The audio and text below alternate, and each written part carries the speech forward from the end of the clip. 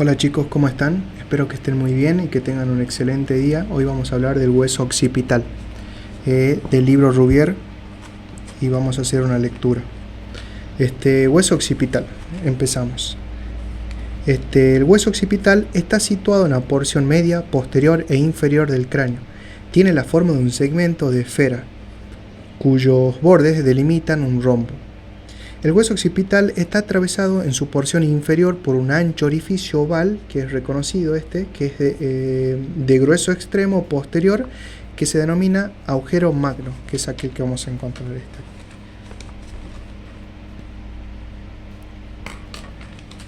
El agujero magno. Este orificio mide unos 35 milímetros de anterior a posterior y 30 milímetros en sentido transversal, ese es un aproximado. Comunica la cavidad craneal con el conducto vertebral y da paso a la médula oblonga, a las arterias vertebrales y a cada lado al nervio accesorio. Yo, para estudiarlo mejor, cuando veo que hay que enumerar, los enumero. Por ejemplo, acá, que dice que da paso, comunica la cavidad craneana con, pongo 1, el conducto vertebral, 2, a la médula oblonga, 3 a las arterias vertebrales y así etcétera, con cualquier definición que se subdivida. Bueno, en este hueso vamos a ver que en el hueso occipital del adulto se distinguen 4 porciones que caracterizan sus relaciones con el agujero magno. Una anterior denominada porción basilar, 2 laterales, las porciones laterales, y finalmente una porción posterior denominada escama occipital. Estas 4 porciones están primitivamente separadas y aún pueden diferenciarse en el recién nacido. Ahora vamos a hablar de la porción basilar. La porción basilar del hueso occipital es cuadrilátera y más ancha y menos gruesa posterior que anteriormente. En ella se distinguen 2 caras y 4 bordes. Cara exocraneal. Esta cara, denominada superficie basilar del hueso occipital, presenta una línea media en la unión de sus tercios posterior con sus 2 tercios anteriores, el tubérculo faríngeo, que es que vamos a encontrar acá.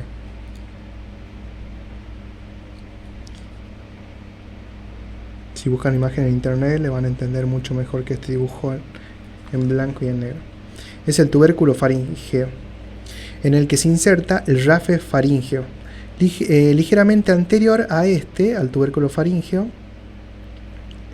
se observa una depresión alargada de anterior a posterior que se denomina la fosita navicular, en el fondo de la cual se halla en algunas ocasiones una depresión más estrecha denominada fosita faríngea.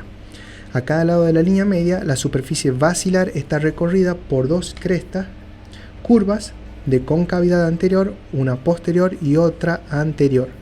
La cresta posterior o cresta muscular del hueso occipital parte del tubérculo faríngeo y da inserción al músculo recto anterior de la cabeza. La anterior es inconstante y se denomina cresta sinostósica del hueso occipital. Inconstante porque quiere decir que algunas veces está y otras veces no está. Esta está situada un poco anteriormente a la cresta posterior. Entre las 2 crestas se inserta el músculo recto anterior de la cabeza. Anteriormente a la cresta sinostósica se encuentra una ancha depresión en que se inserta el músculo largo de la cabeza. Cara endocraneal ahora. Está inclinada inferior y posteriormente y deprimida a modo de canal.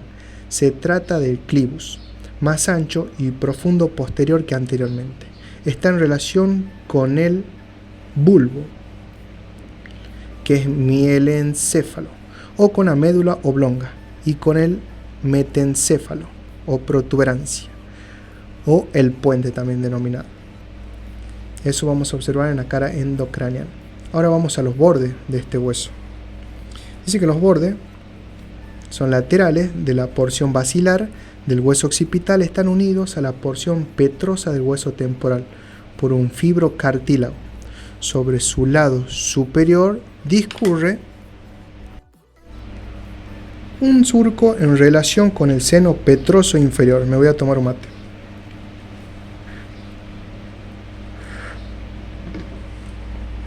No sé si ustedes están tomando mate o café, algo mientras estudian. Inferior, seguimos. El borde anterior está soldado al cuerpo del hueso esfenoide. El borde posterior forma, acá estamos diciendo con qué delimita los bordes del hueso occipital. El borde posterior forma por su porción media el límite anterior del agujero magno y se continúa por los lados con la porción lateral del hueso occipital. Ahora vamos a la porción laterales. Las porciones laterales se hallan situadas a ambos lados del agujero magno y son más altas y estrechas anterior que posteriormente. Cada una de ellas presenta dos caras, dos bordes y dos extremos. Vamos con la cara exocraneal, que es por fuera del cráneo. En la cara exocraneal de cada una de las porciones laterales del hueso occipital se encuentra, frente a la mitad anterior del agujero magno, un saliente articular convexo y elíptico con un eje mayor orientado anterior y medialmente, y se trata del cóndilo occipital. El cóndilo está frecuentemente estrechado en la unión de su mitad anterior con su mitad posterior y se articula con el atlas, o sea que este ya está relacionado con la parte inferior del cráneo.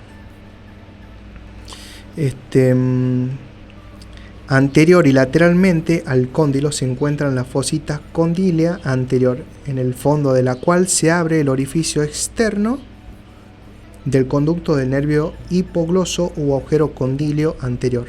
Posteriormente al cóndilo se encuentra la fosita condílea, donde nace el conducto condíleo o agujero condíleo posterior. Este conducto es inconstante, o sea que no siempre está. Por último, lateralmente al cóndilo se extiende una superficie rugosa para la inserción del músculo recto lateral de la cabeza.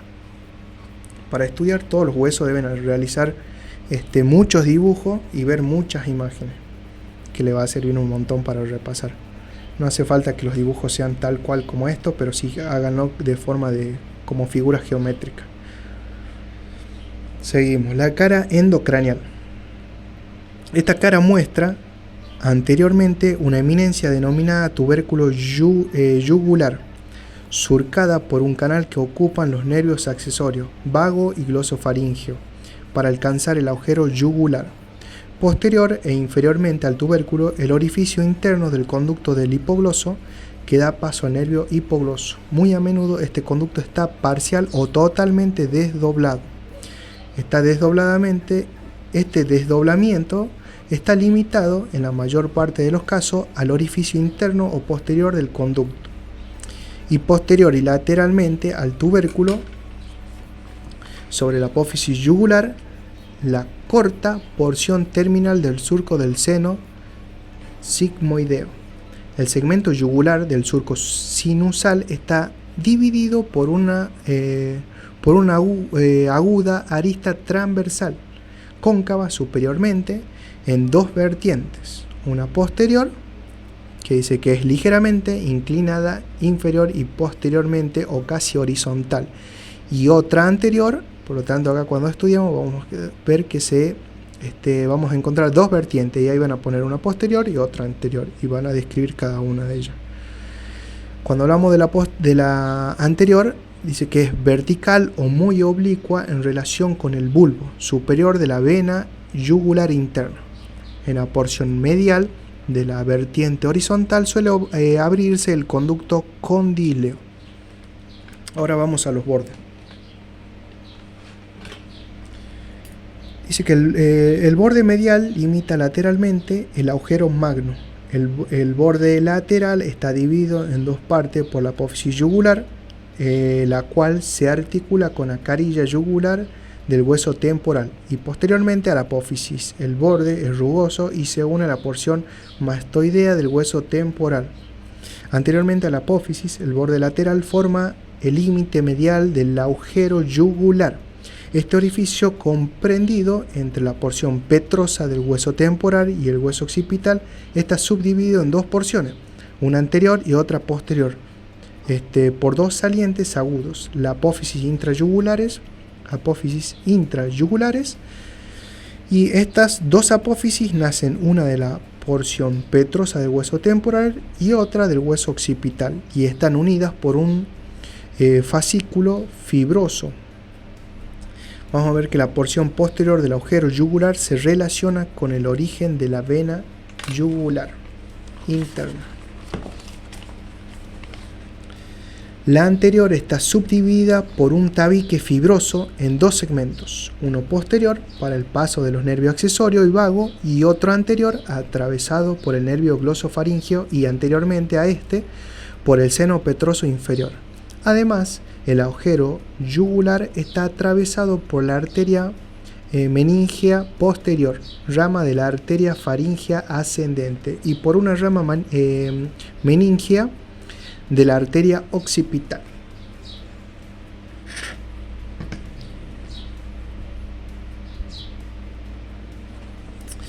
Escama del occipital. Vamos a esta parte. La escama occipital es ancha, aplanada y romboidal.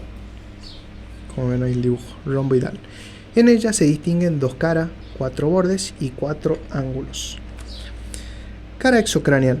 Hacia el centro de esta cara se observa una eminencia media, rugosa, es la protuberancia occipital externa o inion. De la protuberancia parte de la cresta occipital externa que se extiende de superior a inferior hasta el borde posterior del agujero magno. Entonces, a cada rato vamos a nombrar el agujero magno, que es este que está acá. Por lo tanto, este es el que se relaciona con toda la parte del mismo hueso. De la protuberancia occipital externa y de la mitad de la cresta occipital externa parten a cada lado dos crestas rugosas, transversales, cóncavas anteriormente. Se trata de las líneas nucales superiores e inferiores. Líneas curvas occipitales superiores e inferiores. La línea nucal superior se extiende lateralmente hasta la apófisis mastoides. La línea nucal inferior se curva lateral y anteriormente hacia la apófisis yugular. Su trayecto es irregular. Presenta a cada lado dos curvas sucesivas, cóncavas anteriormente, la curva medial y la superficie de la escama situada por debajo de esta dan inserción al músculo recto posterior menor de la cabeza. La curva lateral y la superficie ósea subyacente dan origen al músculo recto posterior mayor de la cabeza. Entre las dos líneas nucales, superior e inferior, la superficie ósea es desigual y da inserción al músculo semiespinoso de la cabeza medialmente y al músculo oblicuo superior de la cabeza lateralmente. A menudo existe una depresión correspondiente a la zona de la inserción de este último músculo. Superiormente a la línea nucal superior, la escama occipital, que es lisa, se relaciona con el cuero cabelludo. Ahora vamos a la cara endocraneal. En la línea media se ubica una eminencia, la protuberancia occipital interna, situada al mismo nivel que la protuberancia occipital externa. La protuberancia occipital interna corresponde a la confluencia de los dos senos. Esta confluencia se traduce a menudo por una depresión excavada en el centro de la protuberancia. De las protuberancias parten dos surcos horizontales, uno a cada lado, para la porción occipital u horizontal de los senos transversos. Un surco vertical y ascendente para el seno sagital superior y una cresta vertical descendente y muy acusada, denominada cresta occipital interna, que se bifurca, quiere decir que se divide, en las proximidades del agujero magno. Sus dos ramas se pierden en los bordes de dicho agujero y limitan una depresión que es la denominada fosita vermiana. Los surcos sinusales y la cresta occipital interna dividen la cara endocraneal de la escama en 4 fosas occipitales, 2 superiores o fosas cerebrales y 2 inferiores o fosas cerebelosas. Vamos a los bordes, que dice que los bordes superiores de la escama occipital se articulan con los huesos parietales mediante una sutura dentada denominada sutura lambdoidea. Los bordes inferiores se unen a la porción mastoidea del hueso temporal. Y con respecto a los ángulos laterales separan los bordes superiores de los inferiores y se relacionan con el extremo posterior de la sutura escamosa. El ángulo superior está situado entre los dos huesos parietales. El ángulo inferior es ancho, constituye en su parte media el borde posterior del agujero magno y se une a los lados con el extremo posterior de las porciones laterales del hueso occipital. Y ahí terminamos con el hueso occipital. Así que espero les sirva esta lectura para repasar, para que me vayan siguiendo con las imágenes y se le haga más fácil a la hora de estudiarlo. Así que les deseo lo mejor, todo el éxito y la suerte, así aprueban y les va muy bien y se sacan buenas notas. Así que bueno, nos vemos en el próximo video. Chao.